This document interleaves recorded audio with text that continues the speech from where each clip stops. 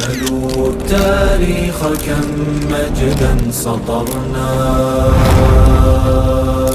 على صفحاته وبه تغنى. یک وقت یک کسی کلورین را هم در اختیارش قرار بده، یک وقت سودیم را هم در اختیارش قرار بده، دیگه وسایل را هم در اختیارش بده تا اینکه مثلا عملیه تعاملات میگن یا چیزی را به راه بیندازه، اما باز هم رو عملی نتونه. اگر ما از متد آزمایشگاهی یا متد تجربی استفاده کنیم، عملا این کار انجام بدیم، شاگرد ما هم این کار را باز در غیاب ما در یک جای دیگه عملا این را انجام داده میتونه. من یک چیز را خبر شدم، در خیلی از مکاتب وسایل لابراتواری وجود داره، میگه لابراتواراش مملو از وسایل و مواد لابراتواری است، اما در یک تعداد بلکه در اکثر مکاتب استادی پیدا نمیشه تا از اون مواد لابراتواری استفاده عملی کنه. این از اینمیجه سرچشمه گرفته که وقتی استاد برای ما و شما تدریس کرده همیشه گفته که آب از هیدروژن، از دو مولکول هیدروژن و اکسیژن ساخته شده، نمک تام از این چیز جور شده، فلان از این چیز جور، اما در عمل برای ما شما او را پیاده نکرده. در لکچر گفته، از دیگه متدا، از راه دیگه متدا برای ما شما عملا این کار را تفهیم نکرده. به هر صورتش استفاده از متدهای مختلف درس را از یک نواختی میکشه. یک نواختی به این معنا که یک قسم ما شما میریم استاد میشه، شاگرد گوش میکنه، میگه شاگرد میشنوه و همیشه این کار بود. این حالت یک نواختی میگه. حالان که در تدریس باید تنوع باشه، این تنوع باعث میشه تا شاگرد از تدریس ما خسته نشود، تا شاگرد به درس علاقمند باشه، تا شاگرد ذهناً آماده جذب معلومات و محتوای درسی باشه. پس یکی از فواید استفاده از روش‌های مختلفی است که گفتم درس را از حالت یک نواختی میکشن و همچنان با واسطه متدهای مختلف ما شما میتونیم که ساعتهای درسی را یا در کل صنف را به گونه خوب مدیریت کنیم، طوری که اونمو اهداف که در پلان برای اهداف آموزشی خود را تعیین کردیم با او ما را برسانند. خب استاد مختزول، در قدم اول روش های تدریس به دو قسم تقسیم شده، یکی روش شاگرد محور، معلم محور و یکی هم روش شاگرد محور.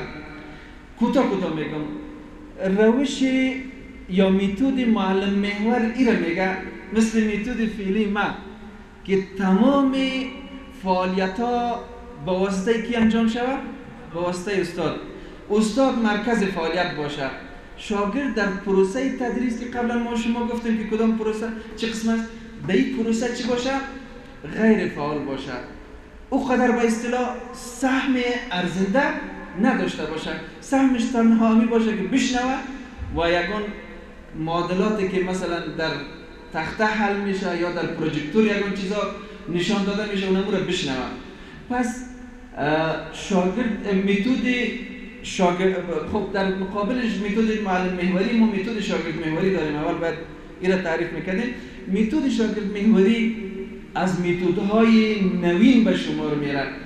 متدی است که در این متد یا در این روش شاگرد مرکز فعالیت است، یعنی اکثریت فعالیت های پروسه تدریس با واسطه شاگرد انجام میشه. استاد حیثیت ناظر، حیثیت هدایت کننده و حیثیت راهنمایی کننده را به عهده داره. جایی که شاگرد با مشکل برمیخوره، جایی که به اصطلاح شاگرد یک کار را نمیفهمه، یک نکته را نمیفهمه، استاد را برش وضاحت میده، توضیح میده، در او عرصه رو راهنمایی میکنه. دیگه اکثریت فعالیت ها را خود شاگرد چی میکنه؟ به انجام میرسونه. از این میگذاریم فواید این متد است که تقریبا ما شما در قبلا در چی خواندیم تقریبا اون مشابهت داره با هم و متد معلم محوری را پیش از اسلاید دیگر توضیح دادیم. یعنی متد معلم محوری در دیگر دنیا وجود نداره یا خیلی کم رنگ است. متد معلم محوری حالت شاگرد را تغییر نمیده، پروسه یادگیری به گونه درست انجام نمیشه، به اصطلاح استاد به هدف نمیرسه و بالاخره در میتود معلم محوری ما یک پروسه تدریس معیوب خود داشتیم. پس استادای محترم کوشش کنیم تا از اون میتود با اصطلاح برایم با میتود شاگرد محوری خود را عادت کنیم و از میتود شاگرد محوری در پروسه تدریس استفاده کنیم. خب میتودهای مهمترین میتودها را میخوانیم. میتود لکچر است که قبلا اشاره کردیم، از این میگذرم. تنها هر میتود از خود محاسن داره و معایب داره. اینطور نیست که میتود لکچر کاملا یک میتود پیش پا افتاده، یک میتود ناقص، یک میتود به اصطلاح نابکار است، بلکه این میتود خوبی های خود را هم داره و بدیهاش نسبت به خوبیاش زیاد است. من خوبیاش رو بیان میکنم، بدیهاش رو قبلا گفتیم. یکی که اگر محتوای درس ما زیاد باشه، این میتود باز در اوج برای ما شما مفید واقع میشه. ساعت درسی است مثلا 40 دقیقه، اما محتوای درس ما کلان است. ما اگر از میتودهای دیگه استفاده کنیم، ما نمیتونیم که درس را به اصطلاح تکمیل کنیم یا اینکه به هدف درسی خود را برسانیم. پس از این میتود باید استفاده کنیم.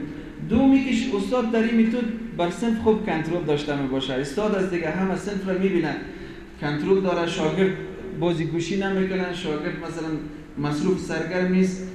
برای صنف‌های کلان و پرجمعیت یک میتود خوب است. اگر صنف‌ها کلان باشه، 60 نفری 70 نفری باشه، ما شما نمیتونیم اونجا یک تعداد میتودهای دیگر عملی کنیم. از این میتود اگر استفاده شود باکی نداره.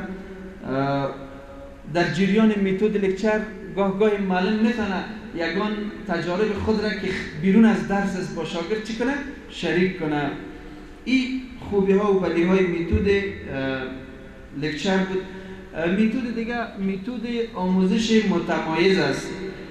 این روشی است که که استاد در قدم نخست کوشش میکنه تا اینکه تفاوت‌های فردی شاگردای خود را شناسایی کنه. چند نوع شاگرد داره، چند کاتگوری شاگرد داره، ضعیف، قوی، فعال، غیر فعال. بعد برای هر شاگرد مطابق سویه از امو محتوای درسی را پیشکش میکنه، مطابق سویه از امو شاگرد. این میتود خوبی ها و بدی های خود را داره. در خوبی هاش است که تفاوت های فردی در نظر گرفته میشه. در میتود لکچر ما و شما مثلا موضوع را ارائه میکنیم، اگر کسی یاد گرفتم در قصهش نیستیم، اگر یاد نگرفتن در قصهش نیستیم. اما در این میتود چون تفاوت‌های فردی مشخص شد، ما ناگزیر هستیم دیگه پیش وجدان خودم پسان خجالت میکشیم. کارینی را خب من فهمیدم که این شاگرد احمد یا محمود نمیدانست، ضعیف بود، باید برش کار کنم تا اینکه این هم یک چیز را فرا بگیره یا یاد بگیره.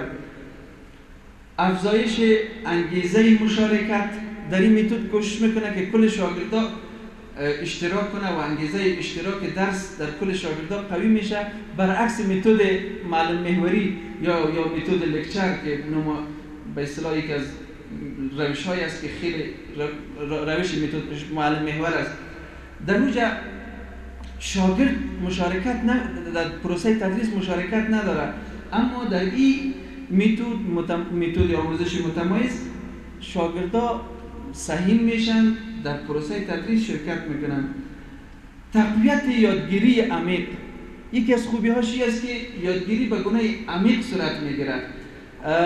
یادگیری زودگذر نمی باشه. یادگیری طوری نمی باشه که ما شاگرد از صنف برآمد، فردا آمدن پرسان کردی فلان چیز تعریف که فراموش میکنه، بلکه اصلا یادگیری باید عمیق باشه، یادگیری دوامدار باشه. پیشتر هم اشاره کردم. پس یکی از میتودهایی که یادگیری را به صورت دوامدار به شاگرد انتقال میده او این همین میتود است. کاهش افت تحصیلی یا تعلیمی. با استفاده از این میتود ما میتونیم که وضعیت افت تعلیمی لویدنه، تحصیلی لویدنه یا ضعیفاله دزیم ساده که وایو دیمو تاسو دغه وسنی علمی سطح د متعلمینو ډیر ضعیف دی. نو دغه میتود په مرسته مو کوي چې دغه وضعیت نه متعلمین دغه وضعیت وباسو. و همچنان توسعه مهارت‌های فردی. هر محصل یک مهارت خاص به خود را دارد، منحصر به فرد را دارد. مثلا یکی در یک بخش خوب ورزیده است که در دیگه بخش با استفاده از این متد، چون هر شاگرد را ما شما ایچش درک کردیم حالت فردی از را، ما میتونیم که اونمو استعداد فردی یا مهارت فردی از را هم تقویت کنیم. در بدیهاشی است که پلان گذاری قوی کار داره، فشار کار بالای معلم زیاد می باشه، برای از این درس را ارائه کو، برای از این درس را ارائه کو، فشار کار بالای معلم زیاد میکنم. نیاز به شناخت دقیق داره تا اینکه تو معلم شاگرد را میشناسه، این زمان میبره که هر شاگرد را وضعیتش حالتش درک کنه. و یکی از بدیهاشی است که امکانات و منابع زیاد کار داره. بدیه ها نمیگه مایه بشه یا عیب بشه، یعنی یک کاستیشی است که شاید ما این متد را برای بندازیم، اما اونجا منابع و امکانات در دست ما نیست و بازم ما درست به هدف آموزش خود نمیرسیم. دیگه متد یادگیری مبتنی بر پروژه، این متدی است که ما به شاگردای خود یک پروژه میدیم تا شاگردا به شکل گروهی فردی هم میشه، اما بهتری است که ما مثلا صنف 20 نفری 30 نفری خود را به 6 گروه 5 نفری یا به 10 گروه 4 نفری و 3 نفری تقسیم کنیم، بعد این محتوای درسی را قسمت کنیم، بر از اونا تقسیم کنیم، اونا میرن اینجا به شکل تیمی کار میکنن، ثمره کار خود را میارند و شریک میکنند و بالاخره اما پروسه تدریس صورت میگیره و به هدف درسی ما شما میرسیم. این هم خوبی ها داره. خوبی هاش مثل که در متد قبلی گفتیم یادگیری عمیق‌تر صورت میگیره، انگیزه و علاقه درس در شاگردا زیاد میشه، خودمحوری در شاگرد تقویت میشه، به این معنا که شاگرد این احساس میکنه که ولد این پروسه تدریس من صحیح هستم، باید بالای خود سرمایه گذاری کنم، خود آماده کنم برای این کار. حالا مثلا اگر از متدهای لکچر ما شما میشه استفاده کنیم، شاگردای ما چنان به اصطلاح بی انگیزه میشن یا چنان حالت را به خود اختیار میکنن، اگر ما او را بلند کنیم به خاطر حتی سوال کنیم از یک سوال، میبینیم که میلرزه. علتش این است که او بالای خودمحوری از او کار نشده، بالای اعتماد به نفس از او کار نشده. خب بعضی از خوبی های دیگه هم داره. از همه مهمتر حس تحقیقی را یا مهارت تحقیقی شاگرد را زنده میکنه. این شاگرد ما محقق به بار میاد.